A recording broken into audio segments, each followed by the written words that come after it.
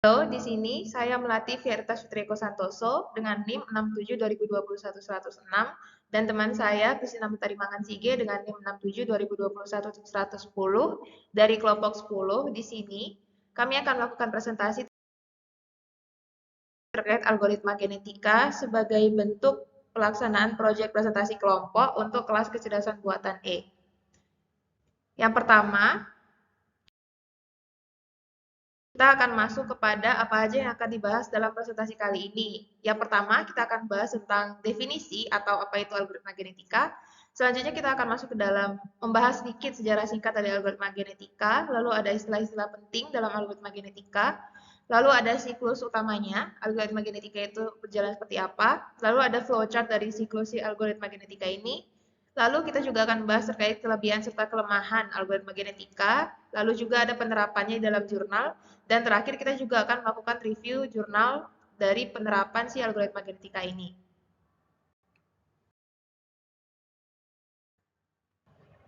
Kita masuk ke definisi.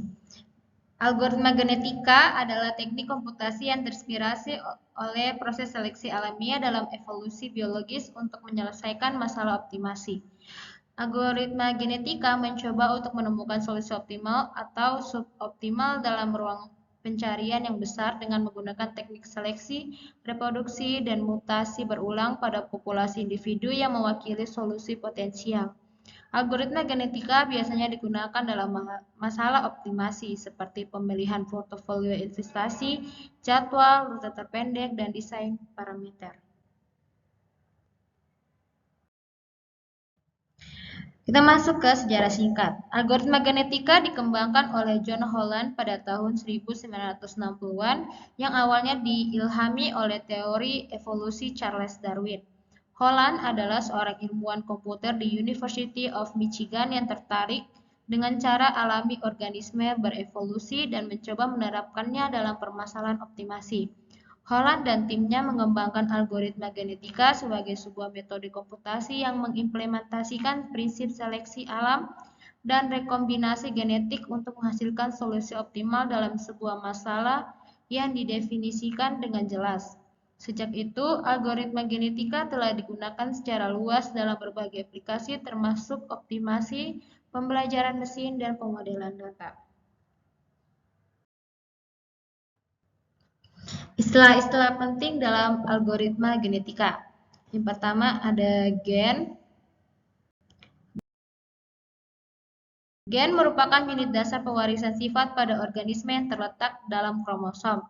Gen dalam sains berisi pasangan basa DNA yang mengkodekan informasi genetik yang diwariskan dari orang tua ke anak, di mana gen dalam algoritma genetika mengkodekan informasi yang dibutuhkan terkait pencapaian tujuan akhir. Alel variasi gen atau variasi alternatif dari suatu gen yang bisa muncul sebagai hasil dari proses mutasi atau perbedaan genetik lainnya. Alel dapat memengaruhi bagaimana sifat dari gen tertentu ditampilkan pada individu. Fungsinya sama seperti gen. Kita masuk ke kromosom, merupakan struktur yang terdapat pada inti sel individu yang mengandung materi genetik organisme, di mana gen dalam kromosom tersusun dalam susunan tertentu. Kromosom dalam algoritma genetika mempresentasikan solusi secara keseluruhan, sedangkan gen mempresentasikan sifat-sifat yang memengaruhi solusi tersebut. Individu merupakan organisme tunggal yang mengandung satu set kromosom dari induk-induk sebelumnya. Dalam AG, individu inilah yang akan dievaluasi nilai fitnessnya untuk melanjutkan ke generasi proses selanjutnya. Populasi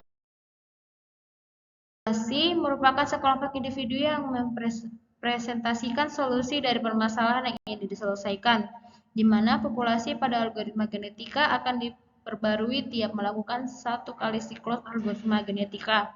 Dalam permasalahan kompleks, populasi besar biasanya memungkinkan penemuan solusi yang lebih baik.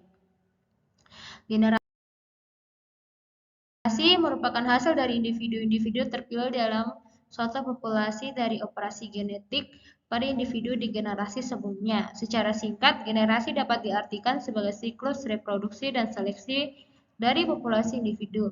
Generasi juga mampu menjadi batas jumlah siklus AG dengan ditentukannya batas generasi maksimum.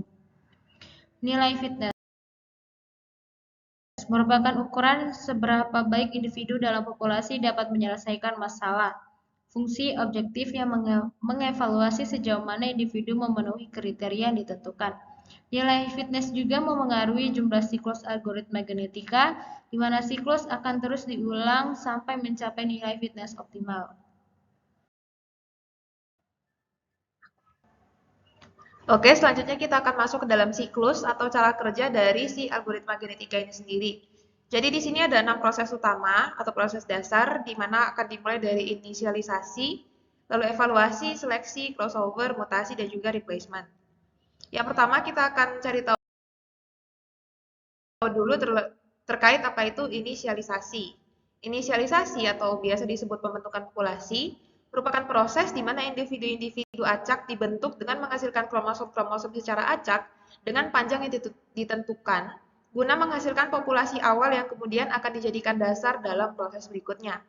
Lalu sebelum proses ini berlanjut ke evaluasi, ada satu proses tambahan yang namanya encoding. Atau encoding ini merupakan tahap mengubah representasi kromosom tadi dari inisialisasi dari bentuk asli ke dalam bentuk yang dapat diproses oleh operasi algoritma genetika berikutnya. Nah, setelah di-encoding, baru kita masuk ke dalam proses evaluasi atau biasa disebut fitness evaluation, di mana ini merupakan tahap pemeriksaan nilai fitness atau nilai fitness itu adalah seberapa baik individu itu dapat memenuhi tujuan yang diinginkan dari tiap individu dalam populasi dengan menggunakan fungsi fitness yang telah ditentukan sebelumnya. Lalu kita masuk ke dalam proses selanjutnya, yaitu adalah proses seleksi. Seperti namanya, seleksi ini kayak individu itu semacam diseleksi. Jadi definisi utuhnya, seleksi merupakan proses di mana individu dengan nilai fitness terbaik akan dipertahankan guna menghasilkan populasi yang lebih baik dan memungkinkan untuk mewariskan sifatnya, di mana yang menaikkan nilai fitness. Jadi sifat yang akan diwariskan ini adalah sifat-sifat yang menaikkan nilai fitness ke generasi berikutnya dengan proses reproduksi. Lalu kita akan masuk ke proses berikutnya yaitu crossover. Atau crossover ini si proses reproduksi tadi atau juga disebut rekombinasi dalam algoritma genetika. Proses ini merupakan proses yang menggabungkan dua kromosom dari induk yang berbeda untuk menghasilkan kromosom baru yang memiliki kombinasi gen yang berbeda dari kedua induk sebelumnya. Lalu kita masuk ke dalam proses mutasi, di mana mutasi merupakan proses di mana satu atau beberapa genom dalam kromosom, genom itu gen, dipilih secara acak dan diubah nilainya guna memperkenalkan variasi genetik pada populasi yang memungkinkan pencarian solusi secara lebih menyeluruh. Proses ini menghasilkan mutan dari populasi anak yang telah dihasilkan pada proses crossover. Lalu akan masuk ke dalam proses, dalam tanda kutip terakhir, replacement atau penggantian generasi, di mana proses ini merupakan proses di mana populasi anak atau mutan hasil mutasi tadi dinilai untuk melihat seberapa baik mereka memenuhi kriteria, di mana kriteria yang dimaksud adalah nilai fitness, di mana keturunan terbaik kemudian digunakan untuk membuat populasi baru untuk generasi berikutnya. Jadi setelah masuk ke dalam replacement, si anak-anak tadi itu akan kita sebut sebagai generasi baru. Nah, generasi baru ini nanti akan dievaluasi lagi dengan proses inisialisasi, evaluasi, seleksi, dan seterusnya. Jadi, siklus ini akan terus berulang. Gitu. Nah, setelah siklus ini berulang, kita sudah membahas, terus kita akan lanjut ke dalam flowchart-nya. Jadi kalau misalnya disajikan dalam flowchart, gambar di samping merupakan flowchart yang menunjukkan cara kerja atau siklus algoritma genetika. Jadi dimulai dari start, terus user melakukan input data, terus data itu akan dikodekan, lalu akan dilakukan inisialisasi populasi dan selanjutnya evaluasi fitness, lalu akan dijadwalkan dengan nilai fitness terbaik. Kalau misalnya nilai fitnessnya sudah terbaik, itu dia akan langsung ke kromosom terbaik lalu akan menunjukkan hasil. Tapi kalau misalnya belum optimal, maka akan dilakukan lagi seleksi, lalu akan generate populasi baru dengan crossover dan mutasi, lalu akan dicek lagi pada penjadwalan dengan nilai fitness terbaik, dan seterusnya.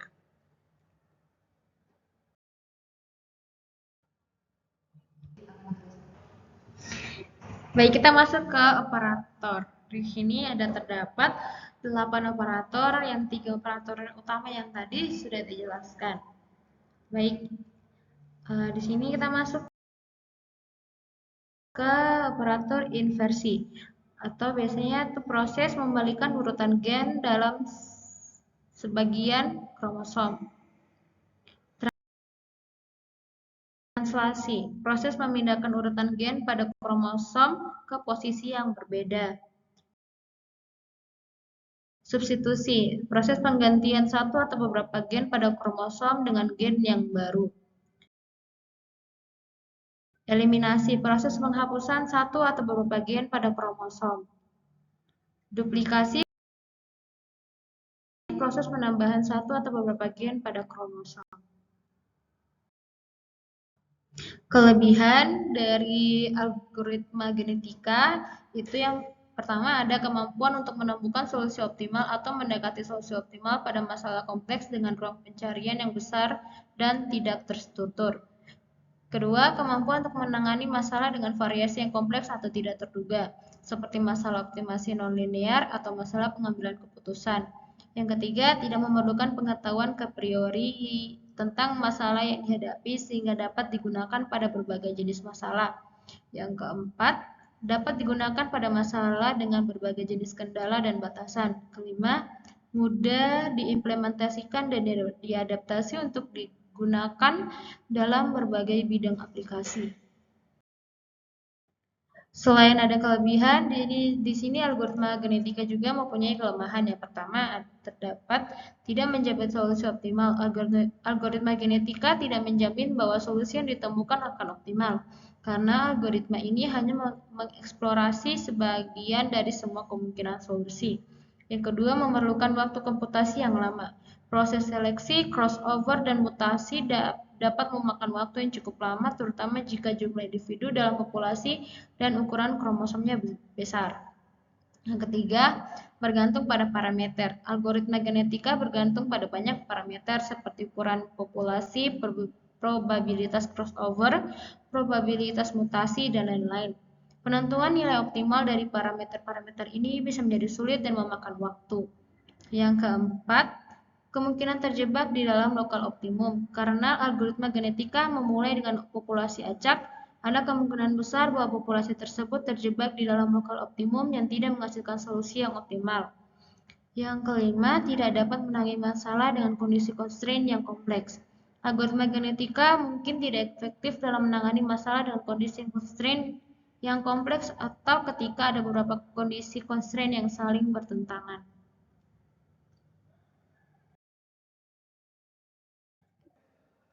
Baik, selanjutnya kita akan masuk ke dalam penerapan algoritma genetika sendiri, di mana penerapannya di sini kami akan tunjukkan atau berikan contoh dalam penerapan yang dijelaskan dalam suatu jurnal. Jadi, kami di sini akan lanjut atau masuk ke bagian berikutnya, yaitu review jurnal ilmiah dalam bahasa Indonesia yang membahas terkait penerapan algoritma genetika.